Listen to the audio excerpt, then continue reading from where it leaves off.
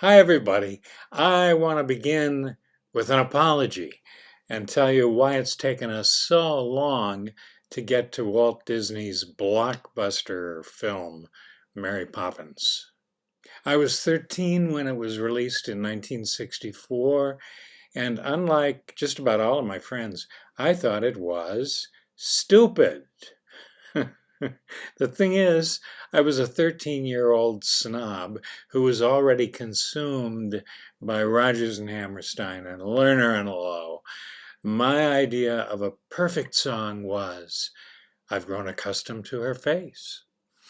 So here come the 30-something Sherman brothers, namely songwriters Richard M. and Robert B., whoever they were, telling me in song that a spoonful of sugar helps the medicine go down.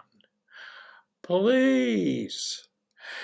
Yeah, I knew Julie Andrews and Dick Van Dyke weren't just practically perfect in Mary Poppins, but perfect.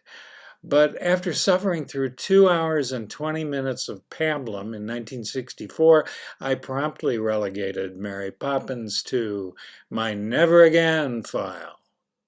That is, until word came out that Dick Van Dyke was turning 100 in December. You can see him interviewed on YouTube and in a 2-hour PBS special. And with Julie Andrews hovering at 90, it seemed like a good time to be open-minded. So I watched it for the first time in 61 years, and I felt like a fool because this time I found it to be mind-blowingly sensational. Walt Disney's supreme achievement. And 2 days later, I couldn't help giving it another 140 minutes of my life. And as is true of so many really, really good films, I uncovered a lot more to admire the second time around.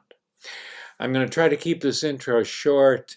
You probably already know what it took me 61 years to discover. But let me share just a few things that you may not know. What, we ask ourselves, does a producer like Walt Disney do? Well, a great producer has a vision and sticks to it, and let me tell you, Walt should get a prize just for tenacity. It took him 20 years to convince P.L. Travers to give him the rights to her stories about a nanny who can fly. If he were here, though, he'd probably just say, all part of the job. And a great producer cannot be risk averse. It's very much about trusting your instincts.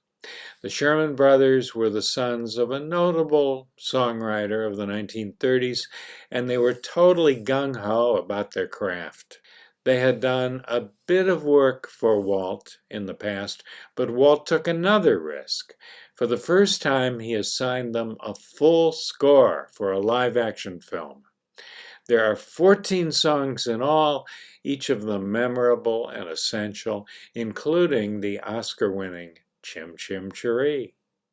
As Richard Sherman said, each song had a purpose, a reason for being. Well, that sounds to me like a real theater score. So no wonder the show ran for more than 2,500 performances when the revised Broadway version came along in 2006.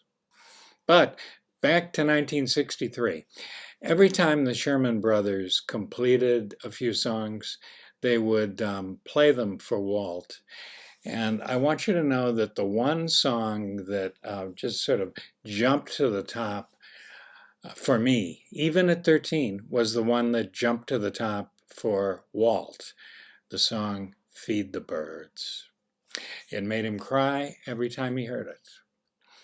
Another risk that Walt as producer took, casting the title role. Walt saw Julie in Camelot on Broadway and immediately went backstage to start wooing her, even though, except for a TV special, she was known only for her work in the theater. Just a reminder that Warner Brothers producer Jack Warner passed over Julie for the My Fair Lady film and instead hired the more quote-unquote bankable Audrey Hepburn. His loss. Julie, not Audrey, won the Oscar for Mary Poppins. The Shermans won too, as you can see.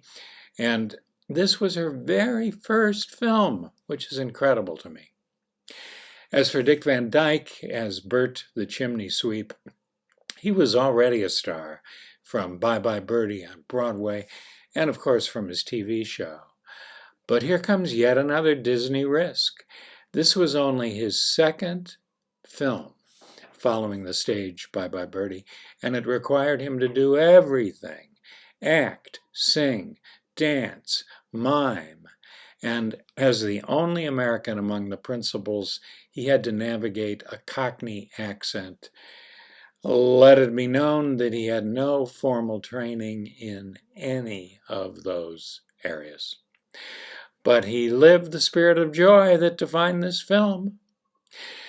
It was also Walt's idea to engage Matthew Garber and Karen Dotrice as Jane and Michael, and to cast two terrific Brits as their parents, David Tomlinson as the stuffy father, and Glynis Johns as the mother, a proto-feminist, a suffragette, who in a wonderful stroke of irony is hilariously dominated by her husband.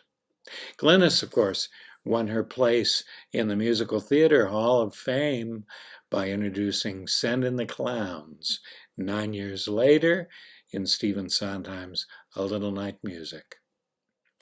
To wind up the casting coups, Walt chose two distinguished elders for character roles. The outrageous comic actor Ed Wynn, who made his Broadway debut in 1910, and in a cameo, the 84-year-old Jane Darwell, the matriarch in 1940's The Grapes of Wrath, who played this film's Birdwoman. Both actors passed not long after the film's release. And in fact, Walt himself made only one more live-action musical after Mary Poppins, The Happiest Millionaire. Unfortunately, utterly forgettable. This champion of American family entertainment died in 1966 at the age of just 65, but he left behind a body of work comprising 31 films, to say nothing of Disneyland and Walt Disney World. Before I leave you, a nod to several of this movie's unsung heroes. Names you should know: Bill Walsh and Don DeGrady, who wrote the screenplay; Peter Ellenshaw, who headed the team for special effects, including Dick Van Dyke's fantastical dance with animated penguins; Tony Walton, Julie's husband, who designed the Edwardian costumes; Irwin Kostal, one of my heroes, who took the Sherman Brothers songs and wove them into a seamless background score, which he both arranged and conducted; director, Disney stalwart, and yet another Brit, Robert Stevenson; and husband and wife choreographers Mark Bro and Dee Dee Wood, whose uproarious chimney sweep number for Dick is built on just 8 bars of Sherman Brothers music. You should know there was pressure to cut that number down, but Walt absolutely refused. Another example of vision. And Step in Time is one of the highlights of this movie. So to close, let's ask Walt Disney to tell us in his words what a producer does. Quote, "Sometimes I think of myself as a little bee. I go from one area of the studio to another and gather pollen and sort of stimulate everybody. I guess that's the job I do."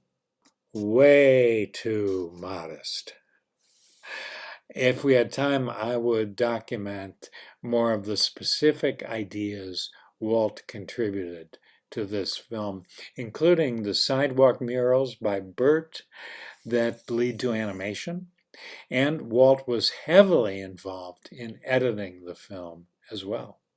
The important thing is that he was the master builder of this company. He couldn't pay you a higher compliment than to say, that'll work. Anyone who was in the Mary Poppins company, on film or off, would tell you how much fun they had. Such a challenging film musical, but they make it look effortless. I'm tempted to label the whole shebang supercalifragilisticexpialidocious, but that's too easy. So is Clive Hirschhorn's assessment that it was the best original film musical of the decade. Recently, Dick Van Dyke said it best, I think. The entire film has a magical aura. And so it does. I'm Bill Rudman from the Musical Theater Project.